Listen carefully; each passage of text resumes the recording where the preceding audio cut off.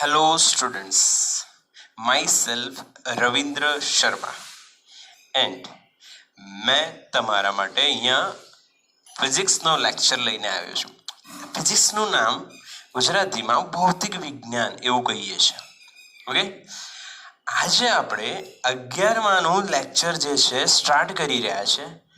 આપણી જોડે total 4 semester છે, 11માના 2 અને 12માના 2.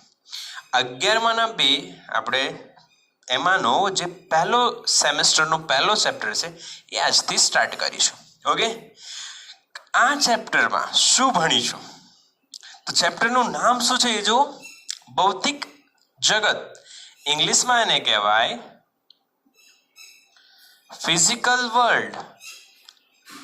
અને એકદમ easy chapter in the sense આમાં તમને સ્મોલ ઇન્ફોર્મેશન્સ મળશે કે વોટ ઇઝ ફિઝિક્સ, ફિઝિક્સ શું છે, કેમ અભ્યાસ કરવું, આની અંદર કયા સ્કોપ છે, અને ટેકનોલોજી અને સમાજ પર આની અસર શું છે, આના મૂળભૂત બળો કયા છે, પછી આના નિયમોની પ્રકૃતિ કેવી છે. એટલે 5 પોઈન્ટ છે ચેપ્ટરમાં. તો બહુ જ ઇન્ટરેસ્ટિંગ સબ્જેક્ટ છે અને ઇઝી છે. ઓકે, પહેલા જ લેક્ચરમાં કહું છું ઇઝી છે. ઓકે, સ્ટાર્ટ કરીએ. પહેલો ક્વેશ્ચન આમાં જે થશે, જે પહેલો જે પોઈન્ટ છે એમાં એક ક્વેશ્ચન આવશે. પોઈન્ટ શું છે એ જોઈએ. તો બધાને ખબર છે દરેક ચેપ્ટરના સ્ટાર્ટિંગમાં એનું ઇન્ટ્રોડક્શન હશે, પ્રસ્તાવના. ઓકે, તો અહીંયા ઇન્ટ્રોડક્શનમાં આપણને પહેલો એક ક્વેશ્ચન આપ્યો હોય અને તમારા મનમાં બી એવું ક્વેશ્ચન થશે કે ભાઈ ભૌતિક વિજ્ઞાન એટલે શું?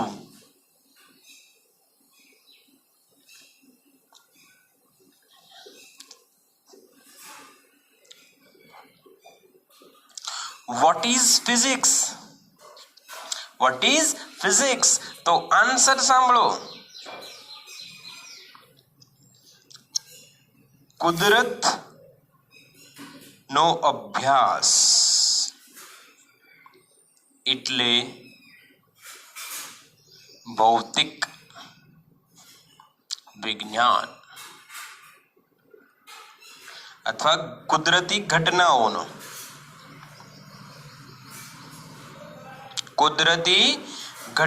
ભાઈ. તો સિમ્પલ કન્સેપ્ટ તમને એવું યાદ રાખવું કે ભાઈ સ્ટડી ઓફ નેચર, ઇંગ્લિશમાં આને કહેવાય સ્ટડી ઓફ નેચર. નેચરનો અભ્યાસ, કુદરતની ઘટનાઓ અથવા કુદરતનો અભ્યાસ એટલે ભૌતિક વિજ્ઞાન. ક્લિયર? હવે એક વાત એવી થાય કે આ નામ ક્યાંથી આવ્યું? ભૌતિક વિજ્ઞાન એવું નામ ક્યાંથી આવ્યું? તો ભૌતિક વિજ્ઞાન એ સંસ્કૃતના શબ્દ ભૌતિકી પરથી આવ્યું છે. ભૌતિક વિજ્ઞાન. ઓકે, તો ઇંગ્લિશમાં ફિઝિકી એવું ગ્રીક શબ્દ છે, એના પરથી આવ્યું ફિઝિક્સ. આ ઇમ્પોર્ટન્ટ નથી, બટ યાદ હોય તો કોઈ બુરાઈ પણ નથી. ક્લિયર છે? તો કુદરતી ઘટનાઓનો અભ્યાસ એટલે શું ભાઈ? ફિઝિક્સ. નામ ક્યાંથી આવ્યું? ભૌતિકી, ભૌતિક વિજ્ઞાન. Okay, Sanskrit, basic of the all languages, બધી લેંગ્વેજનું બેઝિક સંસ્કૃત, અને એમાંથી ભૌતિકી અને એના પરથી ભૌતિક વિજ્ઞાન. ઓકે, તો ભૌતિક વિજ્ઞાન એટલે શું? તો કુદરતની ઘટનાઓ અથવા કુદરતના અભ્યાસને આપણે ભૌતિક વિજ્ઞાન કહીએ છીએ, સ્ટડી ઓફ નેચર. ઓકે, તો એક્ઝામ્પલ સમજીએ કે નેચર એટલે શું. આપણા મનમાં એક વાત એવી છે, નેચર એટલે ભાઈ ઝાડ, ફળ, ફૂલ, પહાડો, એને નેચર કહીએ છીએ. બટ નેચરનો અર્થ એવો થાય કે ભાઈ જે કુદરત છે એ, અને નેચરમાં કઈ ઘટનાઓ બને છે અને એ ઘટનાઓ કેમ બને, એનું કારણ શું, એ જાણવા માટે આ વિજ્ઞાનની રચના કરવામાં આવી છે. ક્લિયર? એક ઘટના લઈએ નેચરની જે બધી વસ્તુઓ સાથે મોસ્ટ ઓફ થતી જ હોય છે. કે માની લો કે આપણી જોડે એક બાઇક છે, સ્કૂટી છે, સાયકલ છે, જે બી તમે વિચારો એ છે. ઓકે, હવે ડ્રોઈંગને થોડું સિરિયસલી લેતા નહીં. ઓકે, આ રીતની એક ડ્રોઈંગ બનાવી દીધી. તમે ગાડી પર જઈ રહ્યા છો, તમારો વેગ છે 50 કિલોમીટર પર કલાક. હવે તમે 50 કિલોમીટર પર કલાકે આવ્યા પછી એક્સેલરેશન 0 કરી દો છો, એક્સેલેટર એકદમ 0. તો શું થશે વિચારો? શું થશે? થોડા સમય પછી તમારો વેગ અથવા ગાડીનો વેગ શું થઈ જશે? 0, અને ગાડી થઈ જશે એકદમ સ્થિર. તો આ એક એક્ઝામ્પલ થયું બાઇકનું. આના સિવાય તમે એક બોલ લો. અત્યારે ઘરમાં છો, બોલ રમતા હશો. બોલને તમે ગબડાવો, થોડીક લાંબી જગ્યા જોઈએ, ધીરેથી ગબડાવો, તો થોડા અંતર પછી બોલ થઈ જશે સ્થિર. તો એ બોલ સાથે પણ થાય છે, ગાડી સાથે બી થાય, ટ્રક સાથે, દરેક વસ્તુ સાથે થાય. એટલે આ સ્થિર કેમ થાય? કારણ કહો, વિચારો. સ્થિર થવાનું કારણ શું? તો ભાઈ કારણ છે, બરાબર વિચાર્યું તમે, પેટ્રોલ નથી એવું ના વિચારતા, ઘર્ષણ એ કારણ છે. શું કારણ છે? ઘર્ષણ, ફ્રિક્શન. ઓકે, તો આ કેટલું લાગે છે, કઈ દિશામાં લાગે છે, એ બધું આપણે શેમાં અભ્યાસ કરીશું? ફિઝિક્સ, ભૌતિક વિજ્ઞાન. આ એક એક્ઝામ્પલ આપ્યો. અચ્છા, બીજો એક એક્ઝામ્પલ આપું. ઘણા બધા એક્ઝામ્પલ છે. બીજું એક એક્ઝામ્પલ સિમ્પલ આપું. આપણે નાહવા જઈએ. ઓકે, ગરમી આવી ગઈ તો 2 વાર નાહતા છો, કાં તો આળસું હોય તો 1 વાર બી નાહતા નહીં હોય, બટ નાહતા તો બધા નાહ્યા તો છીએ જ આપણે.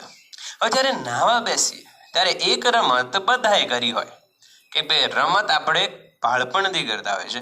એક રમત એવી છે કે આ જે ડબ્બો હોય નાહવા માટેનો, એને તમે આમ સીધું રાખીને અંદર થોડુંક દબાવો, પાણી ન ભરાય ત્યાં સુધી એને દબાવો, અને આમ દબાઈને છોડો તે કઈ તરફ આવશે? પાછું ઉપર.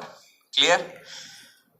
નેક્સ્ટ કર્યું તો હશે, અને હવેથી કરીને એને ધ્યાનથી ઓબ્ઝર્વ કરશો, કેમ કે હવે તમે સાયન્સ પર્સન છો, તો કોઈ બી ઘટના જે બનતી હોય એને આપણે ધ્યાનથી ઓબ્ઝર્વ કરીશું. તો આ ઘટના બને છે, તેના પર જે ઉપર તરફ જે બળ લાગે છે એને નામ છે ઉત્પ્લાવક બળ. આગળ ભણીશું ઉત્પ્લાવક બળ. આર્કિમિડીઝ નામના વૈજ્ઞાનિકે શોધ્યું હતું.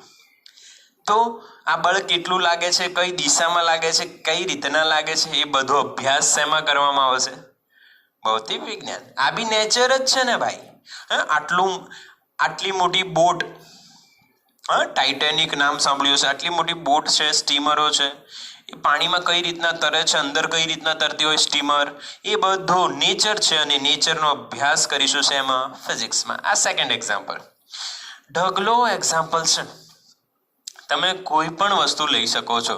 અત્યારે તમે મને જોઈ રહ્યા છો, તમને બોર્ડ દેખાઈ રહ્યું છે, તો આ પ્રકાશ આવે છે આના પર, અને આના પરથી તમારી આંખ સુધી પહોંચી રહ્યો છે. ધેટ્સ વાય તમે આ જોઈ શકો છો, મને જોઈ શકો છો. પછી વરસાદ આવતો હોય એ દરમિયાન તમે રેનબો જોયો હોય, બરાબર? રેનબો જે એમાં 7 કલર કેમ? તો એ બધી ઘટનાઓનો અભ્યાસ બેટા શેમાં કરીશું આપણે? ફિઝિક્સ. એટલે ભૌતિક વિજ્ઞાન એટલે શું? Study of nature. ઓકે, અચ્છા, ભૌતિક વિજ્ઞાનની જે શાખાઓ છે એમાં 2 મેઇન શાખા છે, કેમિસ્ટ્રી એન્ડ બાયોલોજી. ઓકે, તો કેમિસ્ટ્રી અને બાયોલોજીમાં રસાયણશાસ્ત્ર એટલે રાસાયણિક વિજ્ઞાન, અને જીવ વિશે અભ્યાસ કરવો એટલે જીવ વિજ્ઞાન. એટલે ઘણું બધું ન થઈ જાય એટલે એને ડિવાઈડ કરી દીધું છે. ઓકે, એટલે તમારે વિચારવાનું નથી, વધારે સિમ્પલ, તમારે આનો અભ્યાસ કરવાનો છે. ઓકે, તો હવે આપણે આના વિશે થોડુંક આગળ એક સ્ટેપ લઈએ કે ભાઈ ભૌતિક વિજ્ઞાન જે છે એનો અભ્યાસ કરીએ આપણે. ભૌતિકી એટલે ભૌતિક વિજ્ઞાન. ભૌતિકી સંસ્કૃતનો શબ્દ હતો, એટલે ક્લિયર છે, એકવાર જોઈ લો.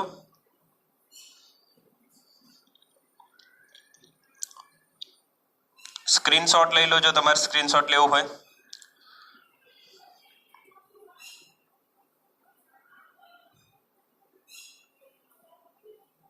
Okay done. એટલે આ રીતના આપણે ફિઝિક્સમાં અભ્યાસ કરીશું, એ તમને મેં ક્લિયર કરી દીધું. અચ્છા, હવે નેક્સ્ટ શું?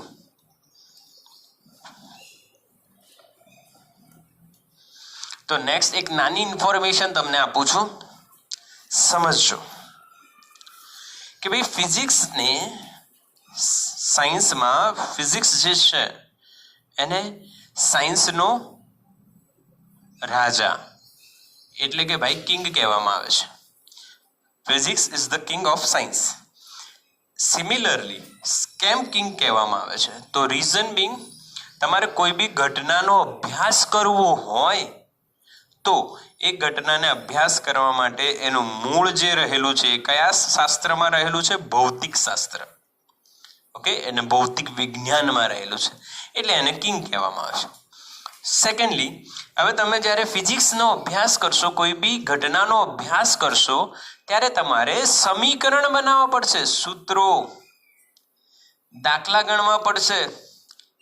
10મામાં જોતા હતા ને, V = IR, ઓમનો નિયમ, તેમાં દાખલાઓ બી આવતા હતા. એટલે ફિઝિક્સની ઘટનાઓ આપણે જે બી ભણીશું એને સમજવા માટે દાખલાઓ ખૂબ જ જરૂરી રહેશે. એટલે વિધાઉટ મેથેમેટિક્સ ફિઝિક્સ પોસિબલ નથી. તો જ્યારે આને રાજા કીધું તો મેથ્સને કીધું છે રાણીબાઈ. એનો મતલબ શું? રાજા ક્યારે બનાય? જ્યારે રાણી હોય ત્યારે. અને રાજા જે છે ફિઝિક્સ, એને સમજવા માટે રાણીને સમજવું ખૂબ જ અનિવાર્ય છે. એટલે મેથ્સ આવડવું ખૂબ જ જરૂરી છે. અને મેથ્સ તો તમને આવડે જ છે, એકદમ ઈઝી છે, ગભરાવાની જરૂર નથી. બાયોલોજી વાળા ખાસ ધ્યાન રાખજો, એવું નથી તમે બાયોલોજી લઈ લીધું તો કે જીવનમાંથી મેથ્સ જતું રહ્યું છે. મેથ્સ તો ડગલે ને પગલે આવવાનું, એટલે તૈયારી પૂરી હોવી જોઈએ. એટલું ડિટેલમાં નહીં આવે, બટ બેઝિક આવતું જશે. ઓકે, તો આ સેકન્ડ ઇન્ફોર્મેશન આમાં થઈ ગઈ. તો પહેલો ટોપિક ક્લિયર. ઓકે, ચલો સેકન્ડ ટોપિક જોઈએ, 1.2. ઓકે, જે સેકન્ડ ટોપિક છે 1.2, એનું નામ છે ભૌતિક વિજ્ઞાન, કાર્ય અને ઉત્તેજના. ઇંગ્લિશમાં કહેવાય સ્કોપ એન્ડ એક્સાઇટમેન્ટ. ઇંગ્લિશમાં લખવાનું રીઝન શું છે? ઇંગ્લિશમાં જલ્દી આ સમજમાં આવશે કે ભાઈ ભૌતિક વિજ્ઞાનની અંદર કઈ રીતના સ્કોપ છે અને કઈ વસ્તુનું એક્સાઇટમેન્ટ તમારે હોવું જોઈએ. ઓકે, તો ભાઈ આ દુનિયામાં કુદરતમાં બનતી ઘટનાઓ અપરંપાર ઢગલો છે. તો કોઈ બી ઘટનાનો અભ્યાસ કરવાનું તમે સ્ટાર્ટ કરો અને એમાં છેક સુધી જાઓ, તેમાં ઘણો બધો સ્કોપ છે. ફિઝિક્સમાં અલગ અલગ પાર્ટ્સ છે. તો એક પાર્ટનું તમને ઇન્ટ્રોડક્શન આપું છું. ક્લાસિકલ ફિઝિક્સ જે આપણે ભણવાના છીએ, બરાબર. ક્વોન્ટમ ફિઝિક્સ બી આવે, ઘણા બધા પાર્ટ હોય છે, બટ ક્લાસિકલ ફિઝિક્સ જે આપણે ભણવાના છે એમાં કયા કયા પાર્ટ્સ આવશે? તો મિકેનિક્સ, જેને આપણે યંત્રશાસ્ત્ર કહીએ છીએ, જેની અંદર આપણે ગતિનો અભ્યાસ કરીએ છીએ, વેગ, પ્રવેગ, આ બધી વાતો. એના પછી બીજું આવે કે ભાઈ તમે ઇલેક્ટ્રો ડાયનેમિક્સ, તેમાં જે વિદ્યુત ભારિત કણો જે છે એની ગતિ, એની વચ્ચે લાગતા બળ, સ્થિર હોય ત્યારે શું, ગતિમાં હોય ત્યારે શું, એ બધો અભ્યાસ કરીશું. હા, સજાતીય હોય તો અપાકર્ષણ, વિજાતીય હોય તો આકર્ષણ, એવી બધી વાતો આમાં કરીશું એના. ઓકે, પછી એક હજુ બ્રાન્ચ આવે થર્મોડાયનેમિક્સ. આ બ્રાન્ચમાં આ પાર્ટમાં આપણે તાપમાનનો અભ્યાસ કરીશું. કઈ રીતના તાપમાન વધે, કઈ રીતના તાપમાન ઘટે, કઈ રીતના એનું માપન થાય, ઉષ્મા વિશે ભણીશું, હીટ કઈ રીતના વહન પામે, એ બધું આમાં ભણીશું. અને એક હજુ પાર્ટ આવશે ઓપ્ટિક્સ, એટલે પ્રકાશશાસ્ત્ર. હા, જેમાં તમે અરીસો ભણ્યા છો ને, અરીસો ભણ્યા છો તમે, મિરર, લેન્સ, પછી ટેલિસ્કોપ, માઇક્રોસ્કોપ, આ બધું આમાં ભણવાનું. તો આપણી જે સ્કોપ છે ઢગલો સ્કોપ છે. આ તો 4 બ્રાન્ચ છે, આની ઘણી બધી છે, એટલે લોટ્સ ઓફ સ્કોપ છે. તો તમે કોઈ બી વસ્તુ પકડો અને એમાં ડિટેલમાં અભ્યાસ કરો. ઓકે, તો આ બધા અભ્યાસમાં તમે 2 વસ્તુ પર જે છે ફોકસ રાખવું જોઈએ. આપણે ફિઝિક્સમાં 2 મેઇન વસ્તુ હોય છે, એના પર જ ફોકસ હોય છે બધા અભ્યાસનો. પહેલું રિડક્શન, એટલે કે ન્યૂનીકરણ. બીજું, ઓકે, પહેલું રિડક્શન અને ન્યૂનીકરણ, એને ગુજરાતીમાં કહેવાય, ઇંગ્લિશમાં. અચ્છા, હું ઇંગ્લિશ ગુજરાતી કમ્બાઈન કેમ લઈ રહ્યો છું? બીકોઝ ગુજરાતી મીડિયમના બાળકોને પણ એક વસ્તુ ખબર હોવી જોઈએ કે આફ્ટર 12th બધો જ અભ્યાસ ઇંગ્લિશમાં થવાનો છે. અને મેથ્સ વાળા વિદ્યાર્થીઓને એક વાત કહું, જેઈ એડવાન્સ જે આઈઆઈટીની એન્ટ્રન્સ છે એમાં આખું પેપર ઇંગ્લિશમાં જ હશે. એટલે ગભરાવાની જરૂર નથી, એટલું બધું ટફ નથી. ઉલટો અહીંયા આપણને જલ્દી ઇંગ્લિશ પણ ખબર પડતી જશે અને ધીરે ધીરે ધીરે તમને એકદમ ફ્લોમાં હું લાવી દઈશ. રિડક્શન, ન્યૂનીકરણ. ઓકે, બીજું આવે યુનિફિકેશન. યુનિફિકેશન એટલે બેટા એકાકીકરણ.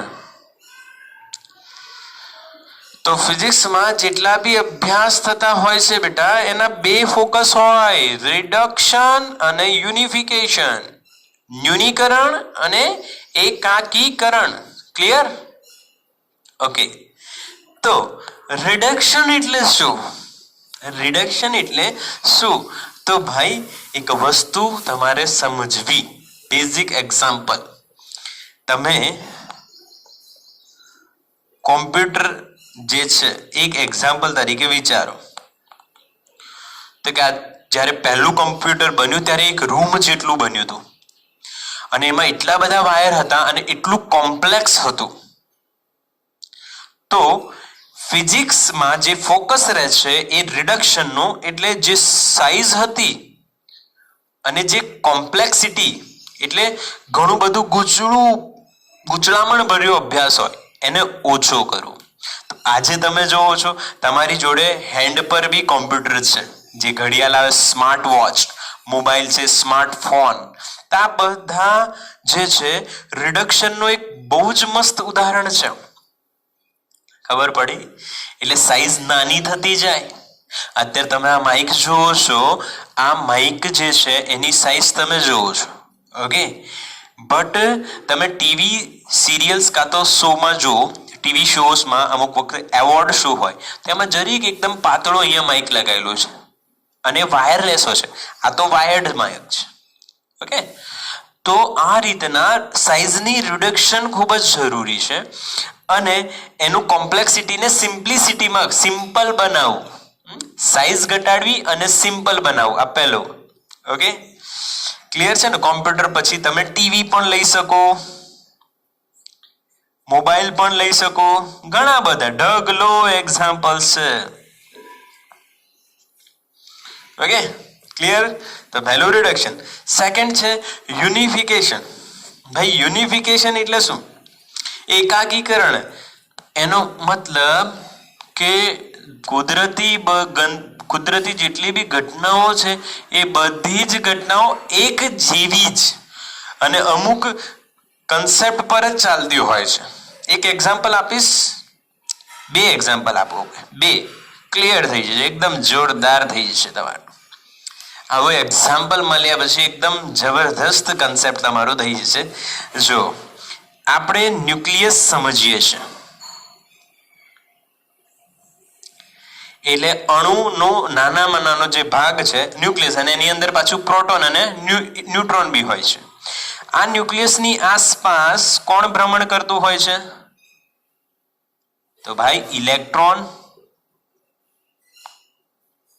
ઓકે, આના જેવો જ એક્ઝામ્પલ તમે જોવો તો સૂર્ય જે છે એ સૂર્યની આસપાસ ગ્રહો શું કરતા હોય છે? પરિભ્રમણ. તો આ સૌથી નાનામાં નાની વસ્તુ. ઓકે, ન્યુક્લિયસ ને ઇલેક્ટ્રોન આ જે છે બહુ જ સૂક્ષ્મ છે, જ્યારે સૂર્ય ગ્રહ એ ખૂબ જ લાર્જ સાઇઝના હોય છે.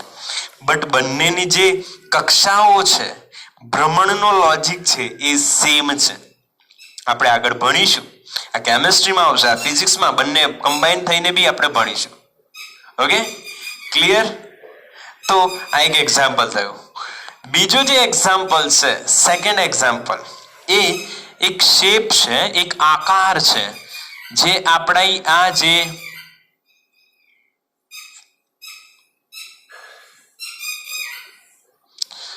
આપણી જે દુનિયા છે એમાં ફોલો થાય છે, અને સ્પાઇરલ આકાર કહેવાય છે. આ આકાર બધે ફોલો થાય છે, બધે ઇન ધ સેન્સ તમે આને ગમે ત્યાં જોઈ શકો છો.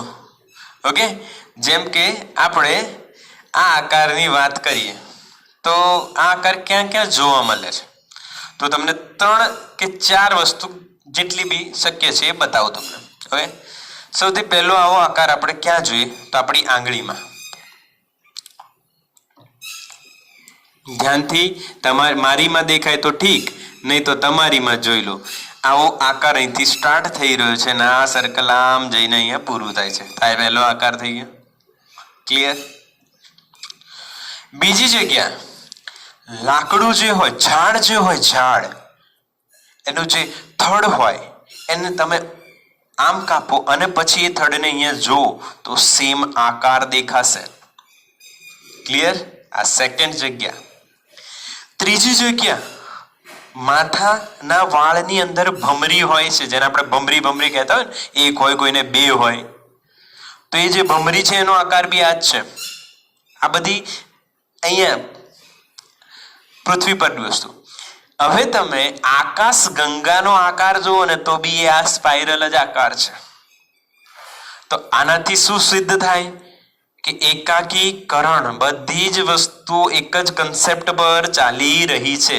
એટલે ફિઝિક્સના બે મેઇન પોર્શન છે, ન્યુનીકરણ અને એકાકીકરણ, રિડક્શન એન્ડ યુનિફિકેશન. બોલો ક્લિયર? ઓકે, તો કાર્ય અને ઉત્તેજના. ઉત્તેજના કેમ થઈ ખબર પડી તમને? સ્કોપ શું છે? ઓકે, બીજો એક સ્કોપ બતાવો. ફિઝિક્સની અંદર જે લંબાઈ જે છે અને દળ, ખાલી 2 એક્ઝામ્પલ આપું છું. આમના વિસ્તાર જોઈએ એટલે રેન્જ, કેટલા લાંબા વિસ્તારમાં આપણે અભ્યાસ કરીએ છીએ.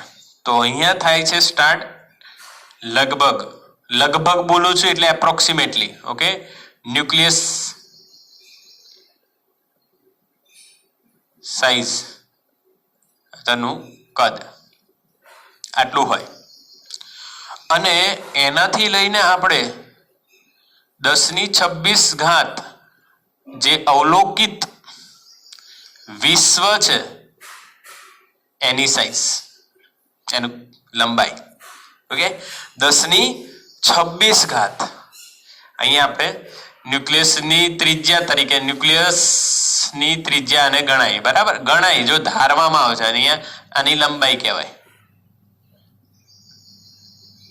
ઓકે, તો ન્યુક્લિયસની ત્રિજ્યા, એનું કદ બી ચાલે, બહુ જ સૂક્ષ્મ હોય એટલે, અને અવલોકિત વિશ્વની લંબાઈ 10⁻26 અને 10⁻14. ક્લિયર? તો આટલી રેન્જમાં જો -14 થી લઈને 26 સુધી, એટલે ખૂબ જ લાંબો વિસ્તાર છે અને સ્કોપ બી ખૂબ જ વધારે છે. દળમાં ઇલેક્ટ્રોનનું દળ એ 10⁻31 હોય છે, પર 30ના ક્રમનું આપણે ગણીએ કેજી, અને 10⁻56 કેજી એટલે એ બી અવલોકિત વિશ્વનું દળ છે. 10⁻56 વિચારો દળનો વિસ્તાર કેટલો લાંબો છે. ક્લિયર? એટલે જે સ્કોપ છે ફિઝિક્સમાં બહુ જ વધારે છે બેટા. એટલે તમે લાંબી રેન્જમાં અભ્યાસ કરવાનો છો, ખૂબ જ આગળ અને ખૂબ જ વધારે અભ્યાસ કરી શકો છો. ઓકે, એટલે સ્કોપ અને એક્સાઇટમેન્ટ અહીંયા ક્રિએટ થયો, અને સાઇઝ ઘટાડવાની વાત. અને કોઈ દિવસ આ ખતમ નહીં થવાનું. તમે ઇંગ્લિશમાં જે માર્વેલની મૂવીઝ છે એ મૂવીઝ જુઓ તો એમાં અલગ અલગ ટેકનોલોજીસ બતાવતા હોય છે, ઢગલો ટેકનોલોજીસ છે. તો આપણે એમ વિચારે આનાથી નાનું ન થાય, એવું શક્ય નથી. આનાથી નાનું નહીં, અનંત અંતર સુધી તમે જઈ શકો છો, ચિંતા કરવાની જરૂર નથી. તો આ સેકન્ડ પોઈન્ટ થયો કયો? ભૌતિક વિજ્ઞાનમાં કાર્ય અને ઉત્તેજના. ત્રીજો પોઈન્ટ જોઈએ. તમે સ્ક્રીનને પોઝ કરીને સ્ક્રીનશોટ લઈને નોટ્સ બનાવજો. બહુ જ યુઝફુલ રહેશે to understand the physics. Okay, ચાલો 1.3.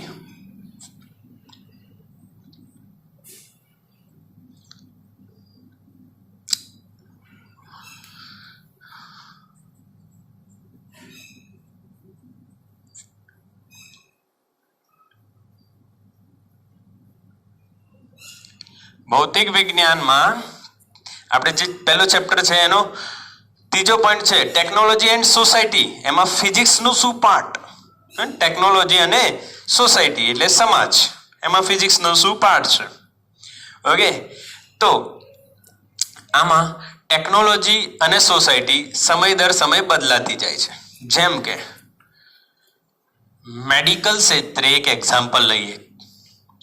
ઓકે, તો આજથી અમુક વર્ષો પહેલા તમે એક વસ્તુ જાણો છો કે આપણે કંઈક પડી જઈએ અને હાથ ઉતરી જાય કાં તો ફ્રેક્ચર થઈ જાય, તો જૂના જમાનામાં જે અમુક બાબા હોય એ આમાં મસળીને કે ગમે તે રીતના અમુક માણસો હોય એડજસ્ટ કરી દે અને ગમે તે લગાવી દે અને મટી જશે એવું કહેતા હતા. ભલે તૂટ્યું કે નહીં તૂટ્યું આપણને ખબર નહીં, પણ એણે માલિશ કરી દીધું અને પ્લાસ્ટર કરી દીધું, ગમે તે કર્યું હોય, અને કહી દીધું હવે ઠીક થઈ જશે ને આટલા પૈસા આપવાના. ઓકે, એ જૂનું મેડિકલ સિસ્ટમ છે. નવી મેડિકલ સિસ્ટમમાં શું? પડ્યા, થોડુંક દુખે છે, ચલો એક વસ્તુ કરાવી લઈએ. શું? તો કે એક્સરે. તો આનાથી બહુ જ મોટો ફેર આવ્યો છે. કેમ કે પડ્યા પછી આપણે ક્યાંક વાગ્યું હોય અને હાડકું તૂટ્યું કે નહીં એ જાણી લેવાય, અને જાણ્યા પછી એનું નિરાકરણ થાય. તો એ સારું કહેવાય કે જાણ્યા વગર જ નિરાકરણ થાય. એટલે સમાજમાં જે છે ફેરફાર આવ્યો ટેકનોલોજીના કારણે. આ પહેલું એક એક્ઝામ્પલ, સિમ્પલ મેડિકલ ક્ષેત્ર. મેડિકલ ક્ષેત્રે ઘણા બધા એક્ઝામ્પલ છે કે અત્યારે તમે એક એક્ઝામ્પલ જુઓ તો ભાઈ કોરોના છે. હવે કોરોના જે ડિસીઝ છે એની કીટ બનાવવામાં આવી છે, ટેસ્ટિંગ કીટ. ઓકે, તો જ્યારે શરૂઆતમાં બનાવી હતી ત્યારે અમુક દિવસોમાં ટેસ્ટ થતું હતું કે ખબર પડે, પછી અમુક કલાકોમાં થતું ગયું, અને હવે અમુક મિનિટોમાં થઈ રહ્યું છે ટેસ્ટ. એટલે ટેકનોલોજી જે છે આપણા સમાજ પર ખૂબ જ સારો એવો પ્રભાવ પાડતી હોય છે.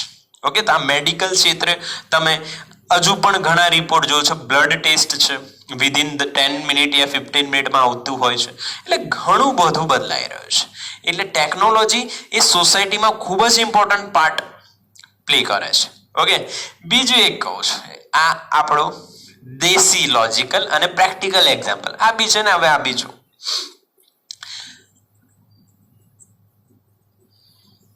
ઇયરફોન. ઓકે, ઇયરફોન આપણે બધા યુઝ કરીએ છીએ, એમાં અમુક પ્રોબ્લેમ આવતી હોય, કાં તો એક ઇયર પ્લગ બગડી ગયું હોય બેમાંથી એક, કાં તો એનું નીચે જે અંદર પ્લગ ઇન કરવાનું હોય છે ત્યાં કંઈક બગડી ગયું હોય. હવે પહેલા આપણને ખબર જ નથી આ કઈ રીતના બગડ્યું, તો એ બગડ્યું એટલે એને ફેંકવું અને નવું ખરીદવું. જ્યારે આજે શું થયું છે, તમે કોઈ બી આવી પ્રોબ્લેમ હોય, આ એક પ્રોબ્લેમ થઈ, પ્રોબ્લેમ નંબર 1. બીજી પ્રોબ્લેમ, નવું ખાવાની ઈચ્છા થાય, ફૂડ. ઓકે, બાર રેસ્ટોરન્ટ અને બધું બંધ છે તો ઘરમાં નવું નવું ફૂડ ખાવાની ઈચ્છા થતી હોય બાળકોને અને આપણને બધાને થતી હોય. ત્રીજું, કંટાળી ગયા હોય અને આપણે ઘણીવાર ટાઈમ પાસ કરવા માટે કંઈક વસ્તુ શોધતા હોઈએ. આમ ઘણું બધું. પછી અત્યારે લોકડાઉન છે તો અભ્યાસ કઈ રીતના, અમુક લોકોને આની એજ્યુકેશનની બી ચિંતા હોય કે ભણવું કઈ રીતના, શું કરવું. તો આ સમાજની ઘણી બધી પ્રોબ્લેમ્સ છે અને એ પ્રોબ્લેમનું એક સોલ્યુશન ટેકનોલોજીથી બનાવવામાં આવ્યું છે. તમને ખબર છે યુટ્યુબ, હા, યુટ્યુબમાં તમે આ બધું જોઈ શકો છો અને સમજી શકો છો અને કંઈક શીખી શકો છો. એટલે સોસાયટીને ટેકનોલોજી બદલી રહી છે, ખબર પડી? સમજણ પડે છે ને? પહેલા સોસાયટી ઇયરફોન બગડ્યું તો શું કરો, નવા લાવો. આજની સોસાયટી કેવી છે, ઇયરફોન બગડ્યું, ચલો ચેક કરીએ કેમ બગડ્યું, કઈ રીતના બગડ્યું હશે, શું બગડ્યું તો શું કરવું. એવું. ફૂડ, પહેલા વર્ષો પહેલા ભાઈ હોટલ ને બધા બંધ છે તો બહાર આપણે ગમતું ફૂડ ખવાય જ નહીં. બટ ટેકનોલોજી, યુટ્યુબ પર જો how to make pizza, how to make this જોઈને બનાવી શકો છો, શીખી શકો છો. ટાઈમપાસ, પહેલા ટાઈમપાસ માટે અલગ વસ્તુઓ હતી, બેઠા રહેતા હતા કાં તો બીજું કંઈક રમતા હતા. આજે ટાઈમપાસ કરવું તો યુટ્યુબ પર જાઓ, ટાઈમપાસ સાથે શીખાય. પોઝિટિવ વિચારો તો શીખાય, બહુ બધું શીખાય. અત્યારે તમે શીખી રહ્યા છો ફિઝિક્સ. ઓકે, એજ્યુકેશન બી સેમ. એટલે ટેકનોલોજી સોસાયટીને સારી રીતના, બહુ જ સારી રીતના બદલી રહી છે. તો આ ભૌતિક વિજ્ઞાન ટેકનોલોજી એન્ડ સોસાયટીમાં કઈ રીતના ઇફેક્ટ કરે છે. ઓકે, તો આ લેક્ચરમાં આપણે આટલું જ રાખીશું. નેક્સ્ટ લેક્ચરમાં સમ્સ જોઈશું અને બીજા 2 પોઈન્ટ 1.3 સુધી થઈ ગયું છે, 4 and 5 બંને જોઈશું. હોપ તમને આ બધાને ગમ્યું હશે અને ગમ્યું તો આને લાઈક કરજો અને સબસ્ક્રાઇબ કરજો. Okay, thank you students.